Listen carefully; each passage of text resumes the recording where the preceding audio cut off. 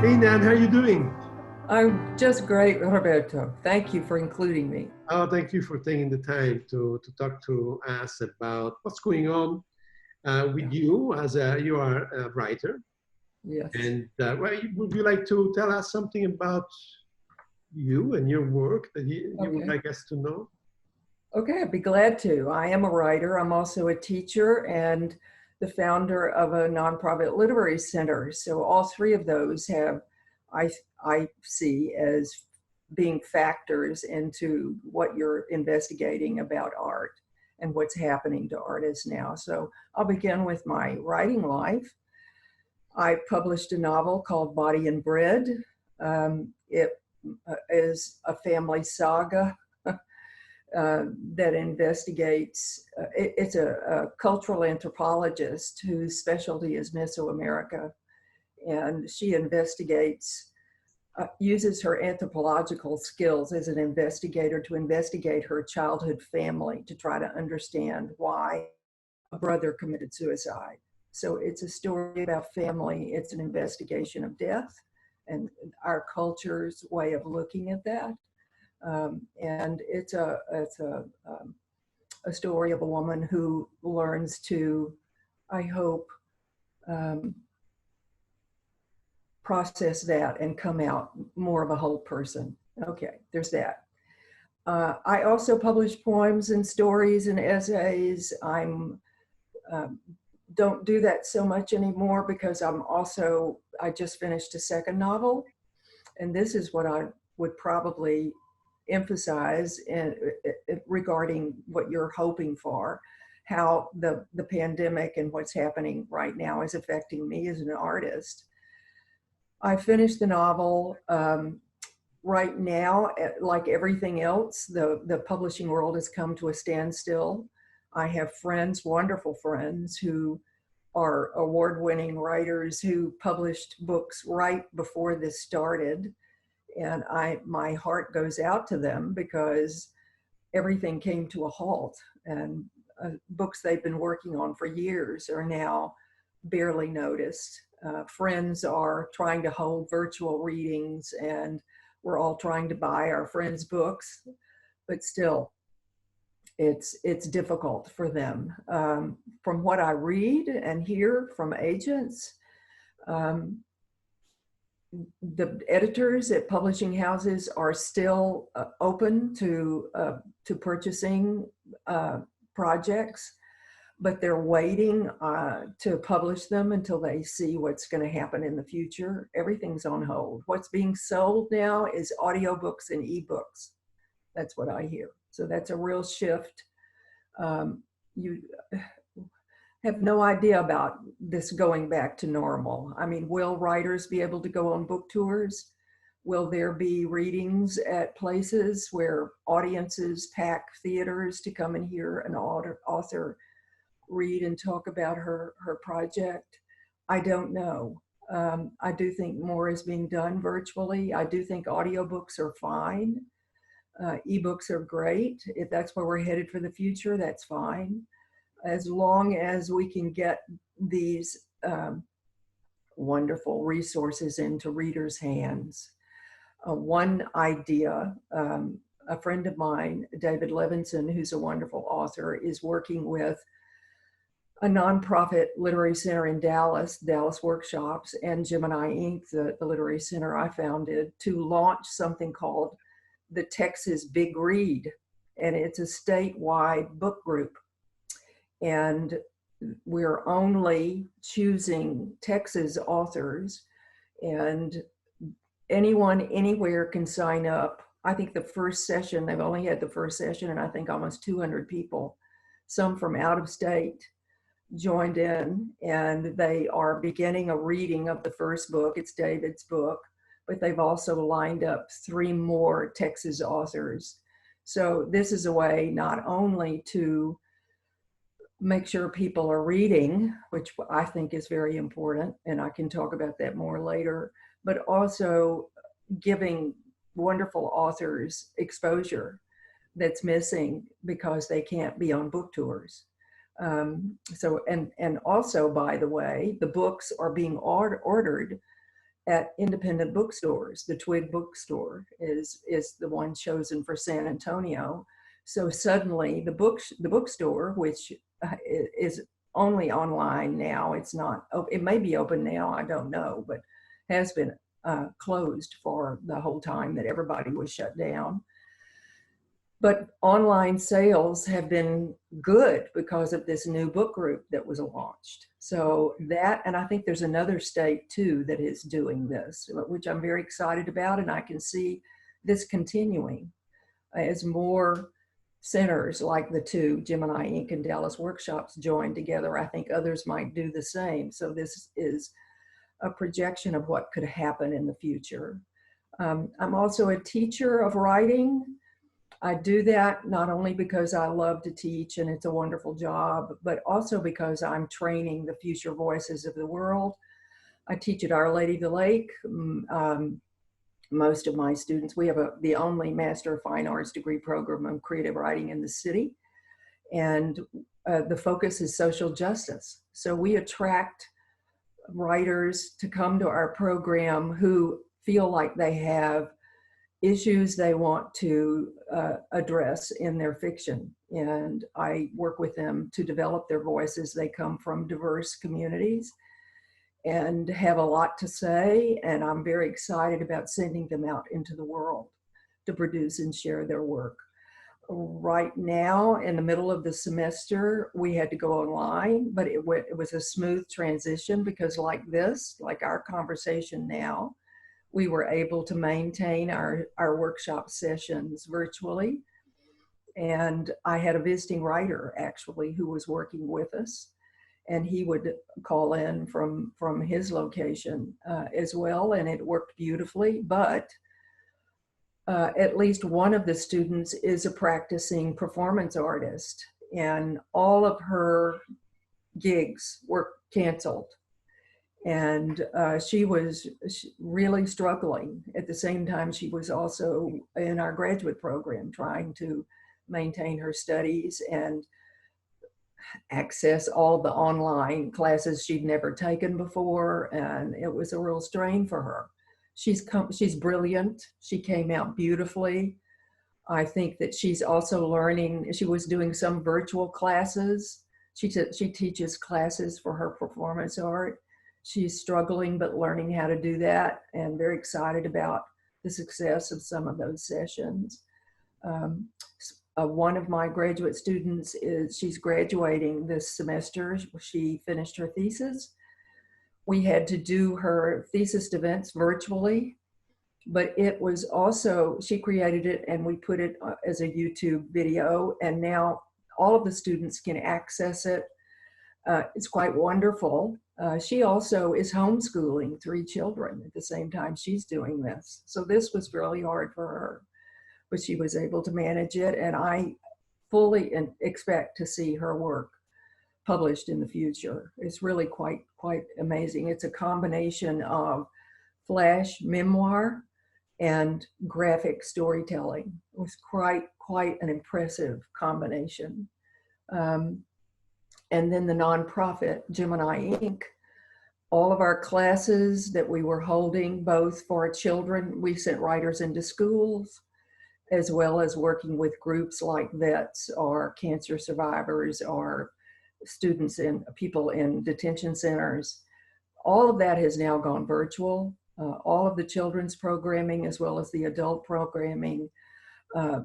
There are all kinds of ideas about different ways to offer our programming. There's a shift, and I feel very strongly that this has forced us to come up with ideas that we actually have figured out we like a lot, very much like this book group I told you about. So artists are creative thinkers. And so you give them a challenge, and they're going to think about how else to do what they're passionate about. And Gemini Ink and the staff and the board have developed some wonderful programs that I'm excited about, that I think will last whatever the new normal is.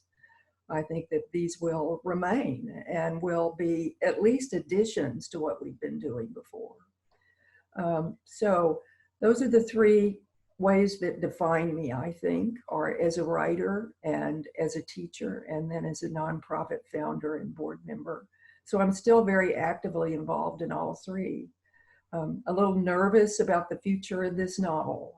The agent is holding it off until, what I've read is that most agents are not pitching manuscripts until they get a better sense of the market, because warehouses are closing, distribution centers are not functioning, everything is on hold.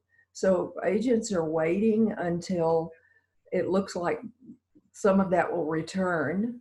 And then there will be, the downside of that is everybody is waiting until that moment. So the competition will be very stiff, but that's okay. That's okay. I want artists to all be doing what they need to do, and for us to be producing and sharing our art. So I'm excited about it. It's a challenging time, but I'm okay.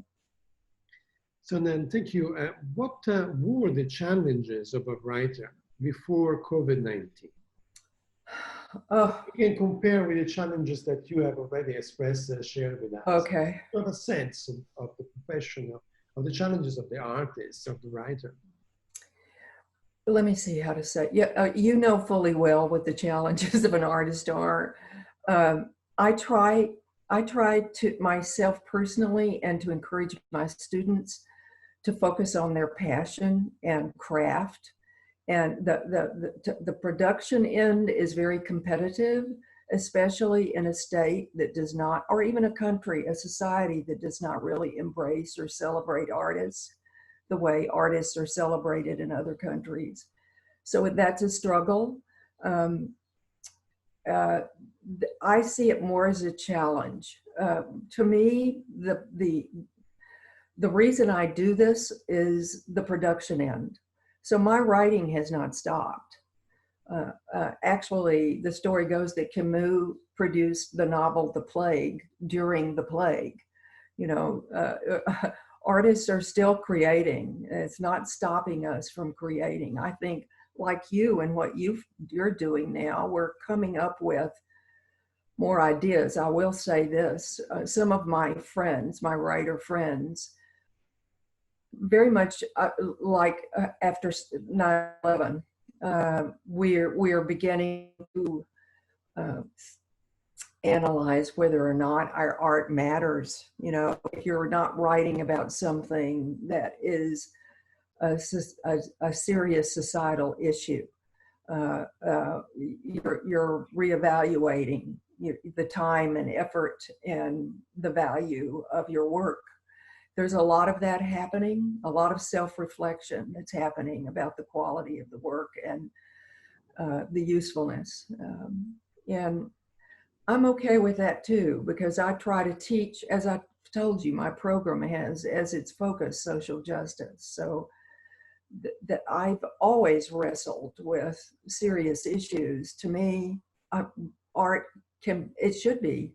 I was thinking about this earlier. The value of art and how I define it. It's certainly beauty, and it's entertainment, and it can be intellectual and pleasurable, but it should also be provocative, and it can be a comfort. And also for people who are in isolation, it makes you feel as though you're not alone. I mean, on Facebook, I see all the time that people will post a link to some beautiful piece of music.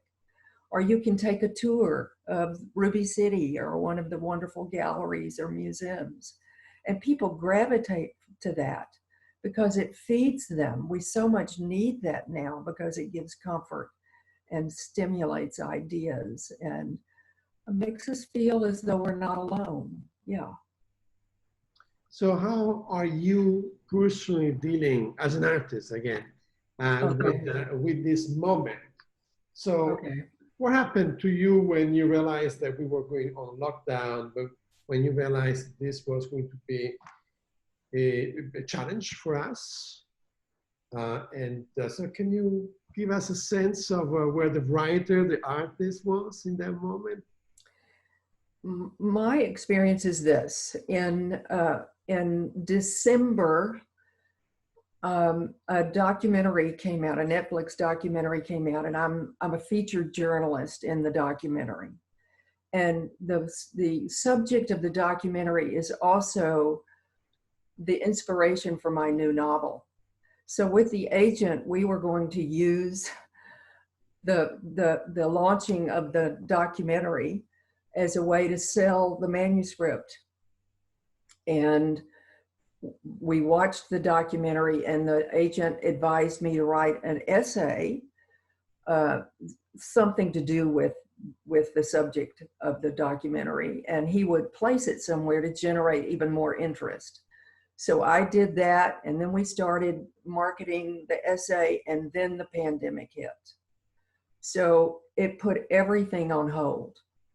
And so a novel that I thought was ready in November is still on hold. And I thought that the agent would sell it in January. So we're waiting to see what's going to happen. In the meantime, my school year is ending, and I've been very busy with the teaching. So now that's ending. My hope had been that at this point I would have an editor and be ready to do revisions and start thinking about a publication date and all of that. That's not happening. So what am I going to do? I'm not going to panic because I do believe it will be published.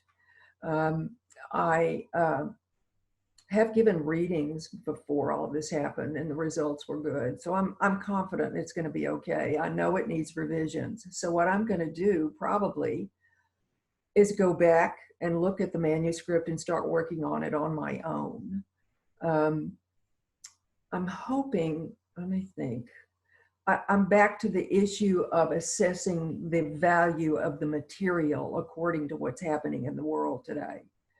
I'm going to try looking at the novel. If I feel as though my heart is not with the subject matter right now, I'm working on a short story that I feel does address things like that. And so I'll return to that, but I'll just be writing. Writers work in isolation. I am not a person who it gets fidgety and uncomfortable with that. I'm very productive. I'm very self-disciplined. So that's going to be fine. I welcome those months. Summer months are always my most productive time. Community, though, is also important, and I do that through Gemini Ink. I'm also working with a graduate student this summer on her field study.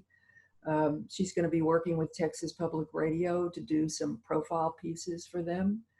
So I'll be working with her. My colleagues at the lake, we're planning all the time about programming in the fall. My friends, I was going to go to a conference this summer and see a lot of friends. Actually, right before the pandemic hit, I had a trip to Cape Town planned, and I was very excited about going with another wonderful writer, Barbara Rass, to Cape Town. We had to cancel all of that. So maybe sometime in the future that would come around. So there's not any travel. There's very little communication except virtually. I am in touch with friends virtually. I just yesterday had a conference with a writer who she and I share work on a pretty regular basis and get feedback, so that's continuing. I also am I was a judge for the Dobie Paisano Fellowship in Texas. There are not a lot of grant programs for writers, individual grants. There is the Artist Foundation grant here in San Antonio, thank goodness. But the Dobie Paisano Fellowship is for writers, and it's sizable. There are 2 of them. The winners, there are 2 winners. They each, one gets, the more established writer, which I judge, gets $26,000 and gets to live 4 months on J. Frank Dobie's ranch, which is 260 acres of beautiful country right outside of Austin on Barton Creek and the limestone cliffs. It's quite beautiful. So I spent a lot of time working on that. I continue doing that.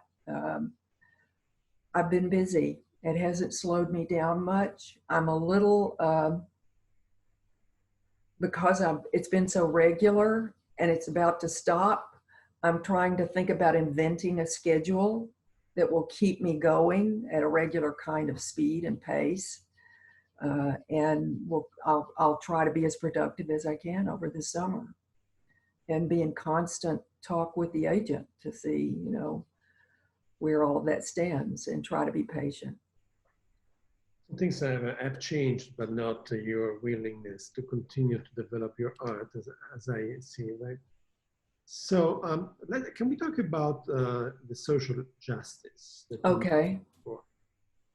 One thing that is interesting to me to know more is your opinion of how we enter into a more political realm, and but I think that with the activism there should be an understanding that we should talk about politics too, if it's fine with you, but we don't have. How do you think this has been handled?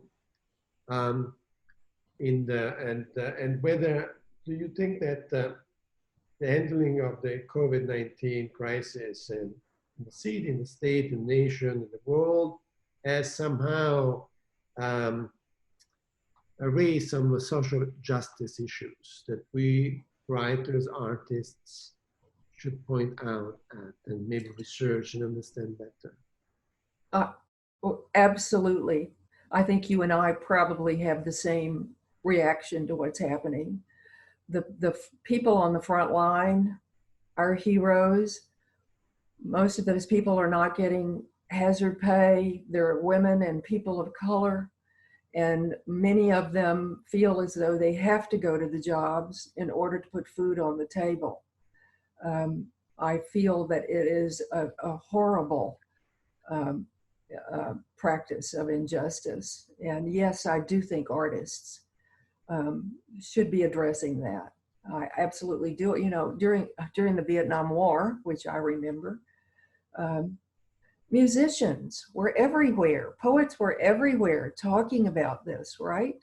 I do think artists need to be the voices. Some journalists, some are doing a wonderful job, thank goodness. And theirs is on a daily basis, and they need to keep that up. But I think as artists, absolutely, we are obligated to do that. Now, I have to say this too, the way I teach my students is that you can't, let me see how to say this. Because of our program's focus in social justice, we attract a lot of students who feel very strongly and passionately about issues of social justice. I think most artists do. What I say is, I believe artists are witnesses. We witness and then we express what we've seen through our art. And our students come with that kind of passion. The caveat I give them is that if they were to only talk about what is wrong and how to fix it, that would seem that the only people who would pay attention would be the people who agree with them. And that in order to actually create art that addresses social justice issues, they need to show all sides of it. And instead of giving answers, they raise questions. That's what Chekhov said. Tolstoy criticized Chekhov for not addressing he called them moral issues. And Chekhov said, that's not my job. If I'm writing a story about horse thieves, I'm going to tell you what it's like to be a horse thief. It's to give the reader the insight, raise the questions, and have them thinking about them seriously. And my teacher, Robert Boswell, wrote about this and instructed me about it and said that you should challenge the thinking of the reader and the writer. Because if you're not doing that, you're not making discoveries and you're not actually addressing the issue in all of its complexity. So my students have to put on the brakes and go back and really wrestle with issues that way. Yeah, that's what we do. Which is a very important state of mind or mind frame when we deal with social justice issues. Yes. It is true at times we artists make the mistakes of just telling one side of the story. Yes. And for instance, in any form of performance that deals with protest, activism, we also have to be aware that there are different sides of the story. Absolutely. And Absolutely. for instance, for me, I personally am concerned about people going with guns at the governor, the parliament of Michigan. I do think that they must have a reason there, and we have to figure out what that reason is. That's right. They really believe to be right. So in a way, to try to figure out what's happening there, and, Yes. and this is very important. So it is also. So Nan, is this a suggestion or advice that you're giving to us all to keep looking yes. on every side, because absolutely, I do think we need to do that. And if we don't, please. And just also, yes, be much more open and listen and think about the possibility that we could also be making mistakes. We could. We have to be open and willing to take in all the information. I absolutely believe that, especially as artists. Otherwise, what we're producing is propaganda. I'm sorry. Yeah. So, so one of the objectives of art now could be, again, when I talk about art, any form of art, is that not to reinforce the divide or the polarization, or find a way not to speak to our own choir, yes, but reach the other choir on the other side, try to figure out what's happening there. yes, those are also human beings. yes, there is a story there. Yes. And that the story that we don't know, and because we don't know, it's a contingent upon us. Yes. And going out there, try to figure out why is that person in front of the building. I love that. That's exactly right. Because what I teach my students is that what they're obligated to do is to write about the human condition. If you're writing about the human experience, then you're writing about experiences that and instincts and behaviors and thoughts that we all have. It's just that somehow it's been divided into camps. You're exactly right. I think that some of the thinking, I mean, I have relatives, I have very close friends who have opposing ideas, and I love these people. And there is something happening in the thought process that I think is worth investigating on both sides. Absolutely. We have a lot more in common than we're willing to recognize now. Right, because if we don't believe that we have a lot more in common, then it would be useless, right? Yes. To do right. it all, right? Yes, yes. Yeah, this is quite important for us to keep in mind. So, could that be one of the roles of the arts as we are, well, as we are speaking now today, May 6th, 2020, and think that this could be something that could drive us artists? Absolutely. That's my whole commitment to art, whatever the circumstance, is to investigate and then to write through a sense of discovery and inquisitiveness about what it means to be a human being, and to honor that. I'm back to Chekhov. Chekhov he was writing during a period in Russia that was very dark. Right. And he would simply take a moment from a character or a group of characters, and it was as though he shined a spotlight on them and reflected back what they were like for the reader to watch it, listen to it, observe it, and then to wonder about it and talk about it and think about what it was suggesting. Our job, I believe, as artists, is to be a witness, to take it in the best way we can, to create our art in such a way that it reflects what we've seen about what it means to be a human being, and to raise questions about it, so people will think about it seriously.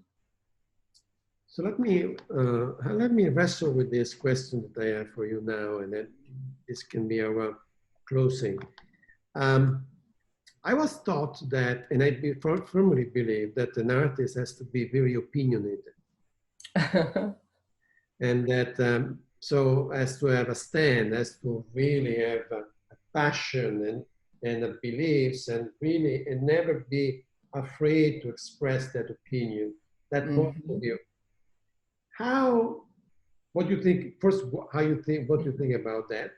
And how can we reconcile the fact that the artist is also the witness, that at times has to put aside her point of view to really capture the human condition? Yeah. Because that's one of our challenges, right? Say that again? It's one of our challenges here. Oh, it is. We absolutely. are human beings, right? Yeah. I think all artists, this artist included, feel passionate about issues. There is no doubt in my mind about that. There's something about gaining control of it in your art, so that you can capture it in such a way that it is more accurate in its presentation of the life experience.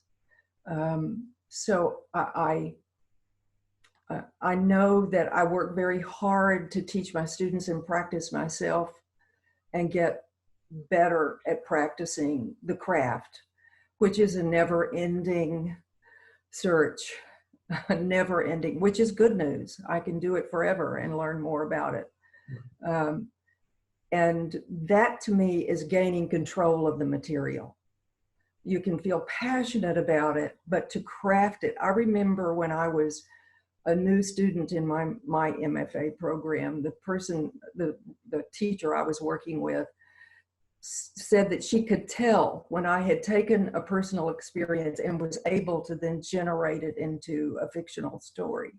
So that in other words, I gained control enough to be able to craft it. I think that's something of what I'm talking about. You can feel passionate about ideas, but it's the craft process itself that gives you the objectivity in order to be able to present it in a way that is more honest and more universal. Well, we can close it here with this wonderful advice for us all to keep us honest. So thank you very much. Oh, good. This is wonderful.